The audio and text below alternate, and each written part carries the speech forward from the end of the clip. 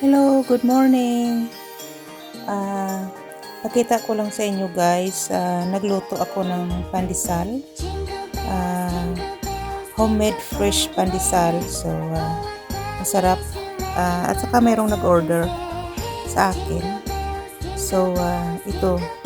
So, ito na yung luto na siya. Yan. After na nilagay ko sa oven. Yan na siya. Malambot guys ang maraming nag-order nga dahil nasarapan sila kasi hindi matigas yung ng pandesal ko na ginagawa.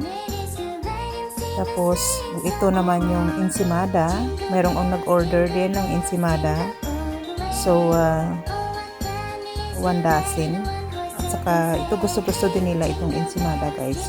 So ito muna pinarice ko siya, tapos ito na siya after na nilagay ko na sa oven.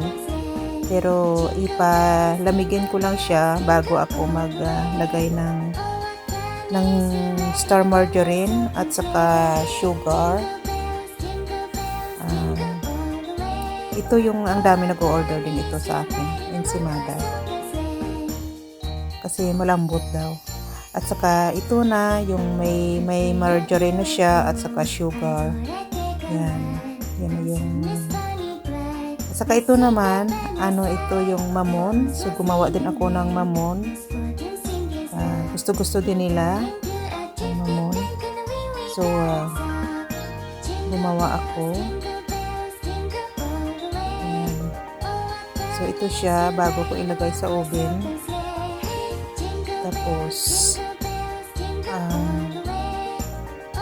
ito palagi din ako nagluluto nito para sa So, ito na, nasa loob na siya ng oven. Ayan. Tapos, pag na siya, pag luto na siya, ipalamigin ko din siya bago ko i-brush ng ng parang butter lang. So, ito na siya, luto na. Yan. Ito din, dami nag-o-order ng mga Pilipina din nag-o-order. At saka ito guys, ko lang ito, yung pangpalipas oras lang kasi wala naman akong ginagawa dito sa bahay. So, ito, nagbi-bake ako para malibang naman ako. At saka ito na yung yung itsura nila. Ayun, malambot, sobrang lambot ito. Gusto nila. Tapos gumawa din ako ng pilipit, bitso. Mayroong nag-order din sa akin. 2 dosina in-order nila. So gumawa din ako. So ito, niluluto ko siya. Yan.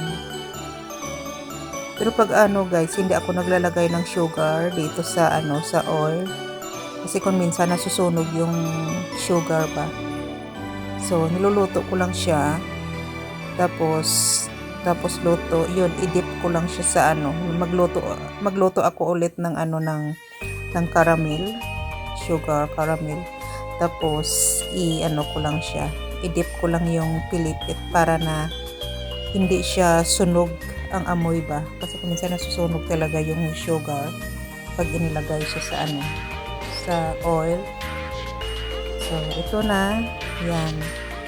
Pinidip ko na lang sa caramel sugar. Yan na siya.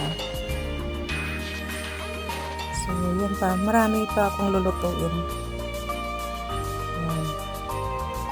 Malambot din ito. Kahit na 2 araw na halimbawa hindi pa na ubos o hindi pa nakain, malambot pa rin. So, ito marami nag-o-order din sa akin.